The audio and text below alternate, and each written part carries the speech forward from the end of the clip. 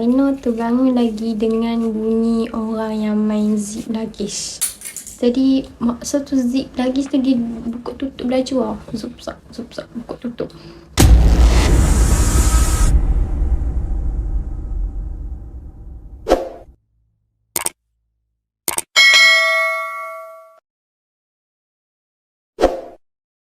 Hi guys and Assalamualaikum and welcome back to saya Kasim channel. So untuk hari ni aku nak kongsikan dengan hampa satu kisah seram.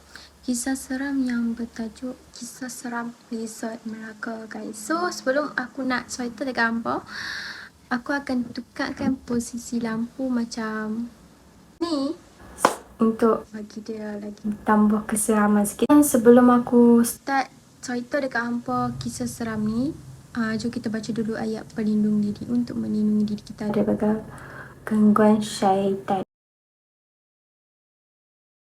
Kisah seram yang aku nak kongsikan dekat hampa ni merupakan pengalaman seorang perempuan yang diberi nama Aina, bukan nama sebenar.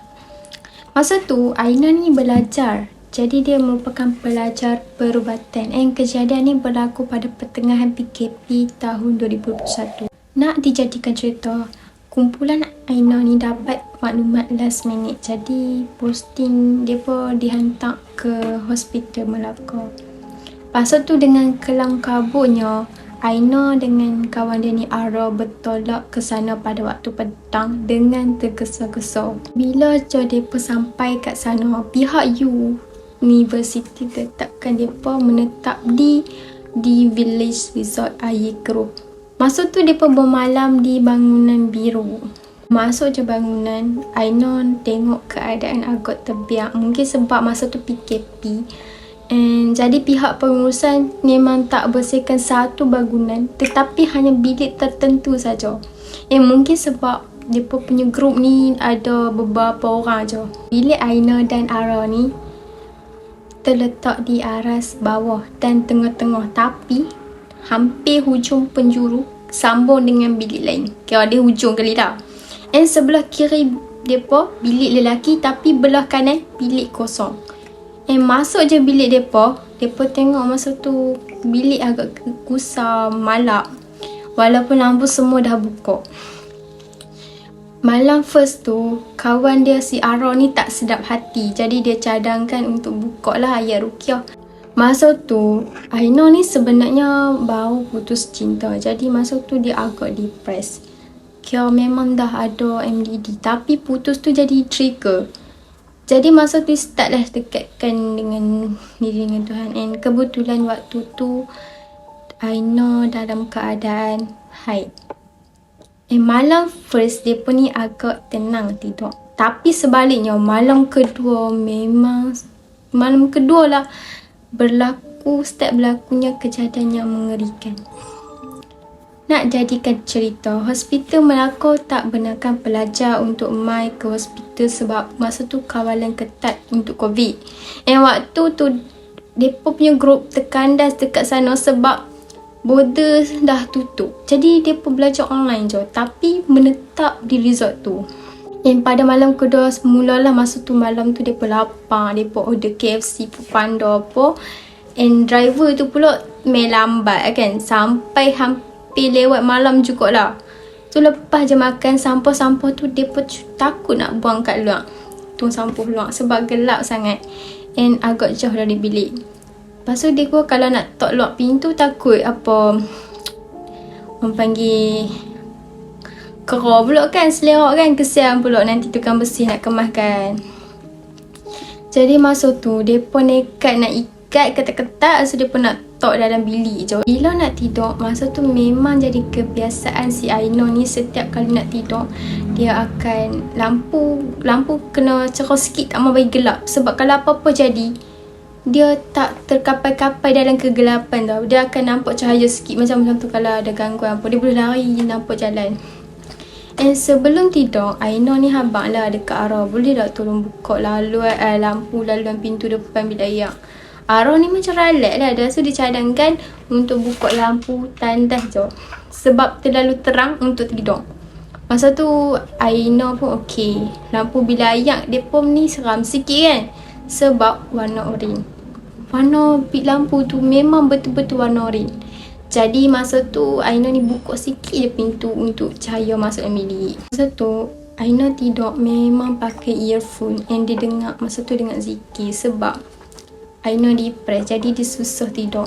Masa tengah tidur tu, tiba-tiba dia diganggu bila dia terasa macam ada sesuatu yang terlanggar kaki dia di hujung kaki. Tapi sebab masa tu dia tengah mamai, so dia ingat kerah lah yang masuk sebab mungkin tingkap tak tutup. Dia malah nak ambil pot. Lepas tu Aina pun tidur balik. Yang kali kedua, Aina terbangun lagi dengan bunyi orang yang main zip lagis. Jadi masa tu zip lagis tu dia buka tutup baju zupsak buka tutup. Dia jadikan cerita katil dalam bilik dua-dua single, tapi dia perapatkan and dia tidur betul-betul dekat line pertengahan antara katil, tapi tak masuklah bahagian katil arwah tu. Dia pun dah dengar bunyi tu, dia kejutkan lah kawan dia. Mata dia still lagi tertumpu ke kawasan lagis. Pandangan dia tertutup sebab lagi dia ni atas lantai di hujung kaki. Dia gerak sikit je tangan dia ni untuk dia tepuk badan arwah ni. Jarak dia pun ni memang sangat dekat. So dia gerak lah, arwah. Hang dengar dia bunyi apa tu. Tiba-tiba arwah yang tengah tidur tu terus panjat atas badan dia and tekan leher dia macam cekik tapi tak cengkam. And tolak hujung sisi tangan je macam ni. And semakin lama semakin kuat. Masa tu kepala Aina ni sampai terpaling ke kiri sebab masa tu cahaya malap. And arwah ni mungkin membelakangkan cahaya. Jadi dia tak nampak pun seluruh jasad badan. Cuma dia nampak masa tu bentuk memang macam fizikal arwah. Sebab sahabat dia ni memang rambut panjang.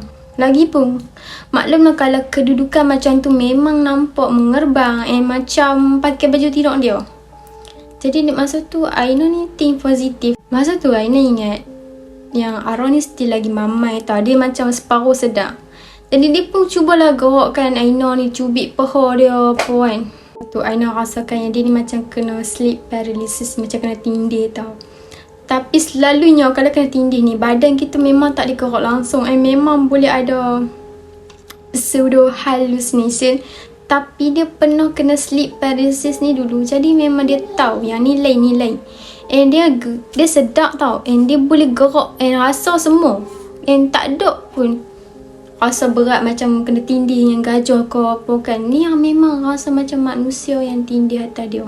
Masa tu Aina ni perasan macam arwah ni tengah tersengih kat dia. And dia pun macam sah lah ni jangkaan. Tahu dia menjeling ke bawah lah. Lepas tu dia macam dia perasan yang tangan yang tolak leher dia tu memang sah bukan arwah.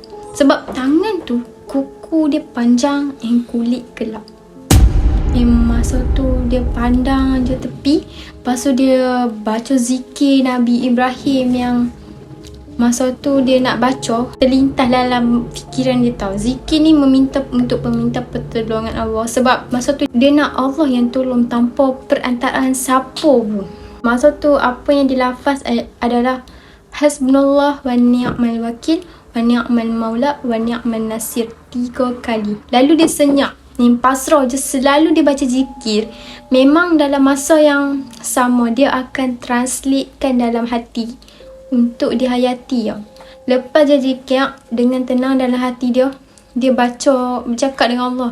Ya Allah, sungguh jika dengan izinmu aku mati di sini, tak apa Tuhanku. Aku serahkan diriku kepadamu. Masa tu dia bilang macam maklum kan, sepanjang depresi macam-macam dugaan di luar kawalan kan. And jadi dia betul-betul pasrah. Orang yang depres akan faham. Dia macam nantok lah apa pun nak jadi kan. Different macam tu lah kan. Dalam 3 saat tiba-tiba benda tu hilang. Lepas tu Aina yang bau je dapat nafas terus pergi deparkan tangan tu untuk kejut arwah. Rupanya arwah tidur betul-betul di penghujung katil menghadap ke dinding. Masa tu kan Aina dengan cemas dia kejut arwah. Arwah pun macam tengah mamai yang terjaga. So dia tanya pasal apa kan. Lepas tu maklah arwah, Tadi aku kena gangguan, aku takut lah. Aku tak boleh nak tidur ni kan. Dia kata hang baca ayat kursi. So nanti hang sambung tidur. And bilik yang sejuk dengan aircon pun badan dia still lagi panas and berpeluh. Jadi dia cuba nak sambung tidur lepas baca ayat kursi tapi dia tak mampu. And dia minta izin Ara untuk tidak buka lampu. Ara walaupun nampak macam tak mau, tapi dia macam tak apa okey. Esok tu dia dah boleh mandi wajib. Lepas tu dia solat lah, dia baca Al-Quran. Lepas baca dia call lah mak dia dan ceritakan A sampai Z. Sebab keluarga pun ni memang dah lali dah dengan gangguan, tapi taklah sedahsyat ni. Sebab memang dia bergelut selalu minta tolong orang berubat je. Lepas je dia call ibu dia, barulah Ara mai dekat dia and minta si Aina ni ceritakan apa yang terjadi semalam. Lepas tu dia cerita dekat Ara ngangguk. Dan dia cakap, oh patutlah semalam waktu kita nak tidur, awak selalu rapat-rapat dengan kita. Kita pun ketepilah sikit. Lepas tu awak peluk kita pelik. Kenapa dengan awak ni? NOE pun ada. Tapi kita ngantuk sangat, tak larat nak buka mata sebab tak sihat try lama. Lepas tu aku just tepi rapat ke unjuk hati. Lepas tu Hang Mai kadang-kadang masih main-main belakang rambut. Ish, seram. Rupanya bukan Hang yang main rambut aku malam. Lepas tu Aina cakap, weh, tu bukan aku. Ya Allah, sedih bayang. Lepas tu Ara bersama aku bangun subuh. Waktu solat subuh tu memang meremang bulu roma weh. Bila tengah wirid, aku dengar macam budak kecil duk main-main dekat bilik sebelah. Tapi bila ingat balik, bilik sebelah tu kosong. Lepas tu dia pun pasrah dia pun dengan solat and mengaji. Dan tanya jugalah bilik budak lelaki sebelah ada gangguan tak, tapi dia pun cakap tak ada. Dan sebenarnya Aina ni bahagia dalam dugaan kali ni. Walaupun dia takut, tapi dia belajar arti sebenarnya tawakal. Sebab dia pun waktu tu tengah mencari ilmu macam mana cara tawakal tau. Mungkin dengan cara ni Allah bagi petunjuk. Lagipun Aina gembira sebab Allah yang sentiasa memberikan pertolongan dekat kita bila kita dalam kesusahan. Kita just kena minta dan tawakal kepada dia je. Lepas tu kan Ara dah tanya, kenapa tak baca ayat kursi waktu kena tu? Kenapa perlu zikir Nabi Ibrahim? Sebab sepanjang depres ni, zikir Nabi Ibrahim lah yang paling mengubati hati dia. Macam mana dia bersendirian. Nabi masa kena gak libatkan hidup-hidup tanpa keluarga, sahabat, jiran, kaum. Allah tak pernah tinggalkan Nabi terkapai-kapai. And dia juga belajar bahawa malaikat Jibril turun untuk menghulu bantuan.